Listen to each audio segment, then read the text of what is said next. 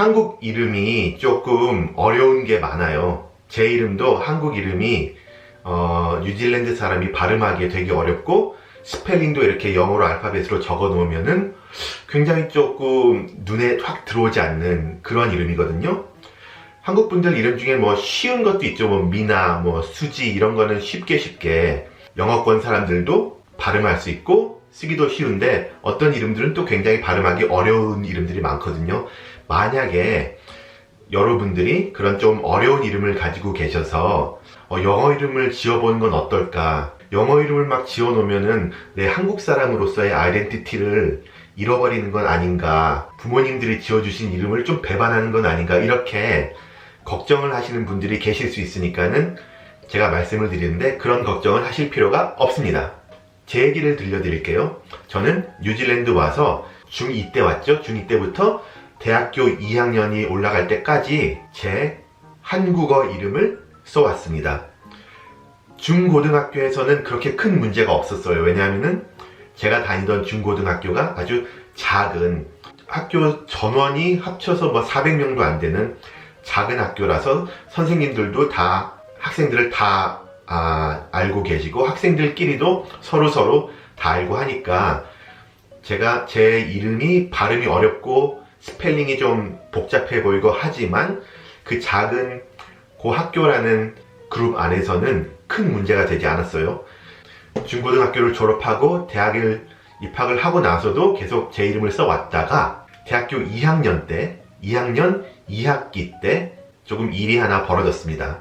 무엇인가 하면은 어떤 한 과목이 있었는데 중요한 과목이었거든요. 근데 그 과목을 저는 과제도 다 제출을 하고 점수도 다 잘 받았고 시험도 마지막에 잘 보고 또 튜토리얼이라 그러잖아요. 그 뭐라 그러지? 강의하시는 시간 말고 소모임으로 이렇게 선배가 이렇게 문제를 내서 뭐 풀어보기도 하고 과제를 거기다가 제출하기도 하고 그런 걸 튜토리얼이라고 하는데 그런 것도 다 한 번 빠졌나? 거의 안 빠지고 다 다녔고 해서 제가 그 과목을 fail 할 일이 없었는데도 불구하고 통지서가 날라온 걸 봤더니 fail이 될 거라고 날라오는 거예요. 그래서 이게 뭐지? 왜 이러지? 하고 교수님한테 부랴부랴 달려가가지고 저는 다 했고 뭐 다 했는데 과제도 다 제출해서 다 내고 했는데 점수도 다 잘 받았고 했는데 또 강의도 안 빠지고 다 갔고 튜토리얼도 안 빠지고 거의 다 갔는데 왜 떨어지냐 물어봤더니 그 교수님이 아닌데 여길 보라고 그러면서 지금 이게 네 튜터야. 튜토리얼을 맡은 선배죠. 근데 네 선배가 적어놓기를 너는 한 번도 간 적이 없게 돼 있어. 여기 봐. 네 이름에 표시가 한 번도 안 돼 있잖아. 이러는 거예요. 그래갖고 내가 되게 이상하다. 분명히 나는 다 갔고 그 튜터한테 과제도 다 제출을 했어요. 이렇게 얘기를 했더니 교수님이 어쩜 뭔가 이상한데 그러고 한번 알아봐야 되겠다 하고 튜터를 불러서 뭐 상의를 하시고 한 결과 무엇이 문제였냐. 이 튜터가, 이 조교가 이름이 너무 복잡해서 그냥 무시를 해버린 거예요.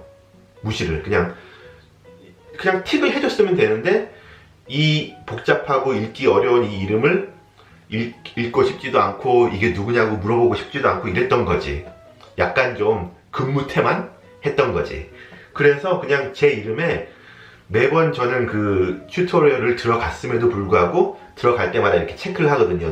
누가 왔다 누가 안 왔다. 근데 제 이름에는 이 체크가 한 번도 안 돼 있었어요. 그래서 그것 때문에 튜토리얼을 다 들어가지 않았기 때문에 너는 이 과목을 fail 할 것이다 라고 연락이 온 거였어요.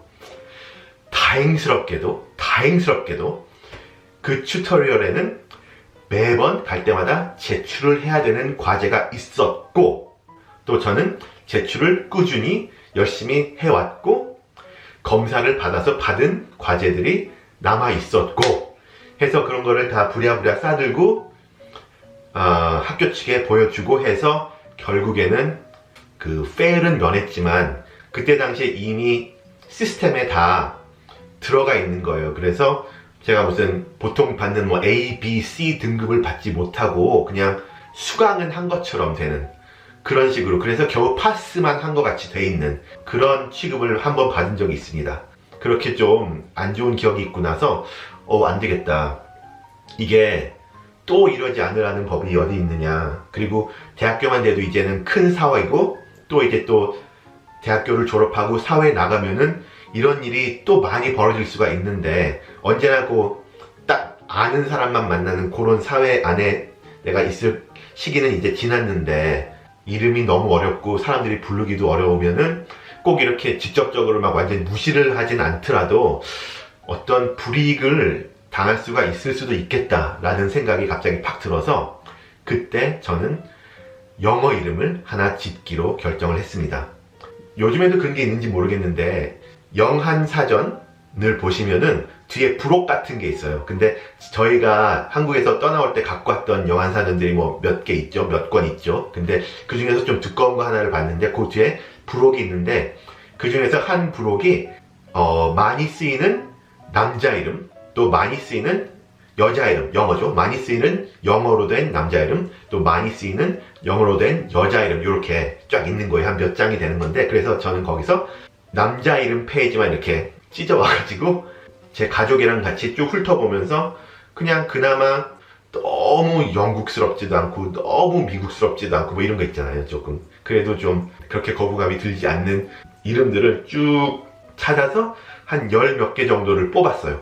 그런 다음에 그거를 들고 친구들, 학교 선생님들, 뭐 교수님들, 뭐 이렇게 그냥 아는 사람들한테 다 돌렸어요. 그래서 투표를 해달라. 영어 이름을 짓고 싶은데 요로 7, 8개의 후보가 있다. 그러니까는 제발 투표를 해주면 내가 뭐 나중에 밥 한 번 사겠다, 뭐 이런 식으로 해가지고, 밥을 산 적이 있는지 모르겠네. 투표를 해가지고 제일 톱 이름, 그거를 하려고 했는데 타이가 나온 거예요.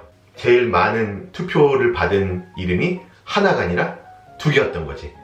둘 중에 그래도 조금 더 마음에 가는 거를 골라서 그거를 이제 제 영어 이름으로 그때부터 쓰기 시작했어요. 예, 조금 스펙타클하게 이름을 지었는데 아주 만족하고 있습니다. 그래서 지금은 제 고등학교 친구를 만나면, 키위 친구들이죠, 저를 제 한국 이름으로 부르고, 제가 대학교 2학년 후에 만났던 사람들, 친구들을 만나면 또 뭐 이제 사회에 나가서 일하면서 직장 동료들 아니면 전 동료들을 만나면 다 저를 제 영어 이름으로 부르고 합니다. 저는 이렇게 영어 이름을 지으면서 제 한국 이름을 뭐 배신한다, 뭐 이런 생각은 1도 안 했고요. 아이덴티티를 뭐 잃어버리는 게 아니냐, 이런 생각도 안 했습니다. 저는 법적으로는 아직도 한국어 이름을 쓰고 있고요. 여기는 preferred 이름이라는 게 있습니다. preferred name 이라는 게 있습니다. 그게 뭐냐면은 당신은 뭐 법적으로는 뭐 이렇게 있지만, 좀 유명한 사람 누구 있지?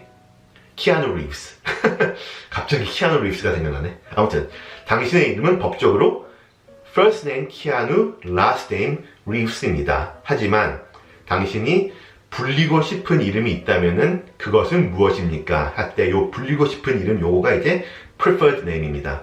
그래서 저는 제 한국어 이름으로 first name, last name이 있지만 preferred name은 지었던 영어 이름으로 돼 있어요. 그래서 은행 계좌라든지 아니면 다른 어떤 모든 법적 문서에는 제가 한국 이름으로 뭐 영어로 스펠링을 한 거지만 그렇게 돼 있고, 하지만 사람들이 저를 부를 때는 또 뭐 이메일이나 이런 거, 그런 거를 쓸 때는 그냥 저를 영어 이름으로, 저도 그렇고 남도 그렇고 그렇게 표기를 합니다. 아이덴티티며 이런 거 문제가 될 일이 전혀 없어요. 솔직히 말해서 이름을 뭐 개명을 한다 그래서 뭐 한국 사람이 어디 가겠습니까? 그래서 그건 고민할 거리가 아니라고 생각을 하는데, 모르죠. 또 다 사람들이 자기 한국 이름에 굉장히 이렇게 애착을 느낄 수도 있고, 뭐 저도 제 한국 이름을 굉장히 좋아하고, 또 특히 제 한국어 이름의 뜻을 제가 굉장히 좋아합니다. 그래서 제 한국어 이름은 버리지 않을 것이고, 하지만 제 preferred name인 영어 이름도 계속 가지고 갈 것입니다. 그래서 여러분들도 만약에 이름이 쉽다면 필요 없어요. 제 동생은 어려운 이름이 아니에요. 그래서 영어로도 사람들이 쉽게 기억하고 쉽게 발음할 수 있는 그런 한국 이름을 가졌기 때문에 제 동생은 따로 특별히 영어 이름을 만들 이유가 아예 없었습니다. 근데 저는 한국 이름이 꽤 어렵기 때문에 이름을 하나를 만든 거죠.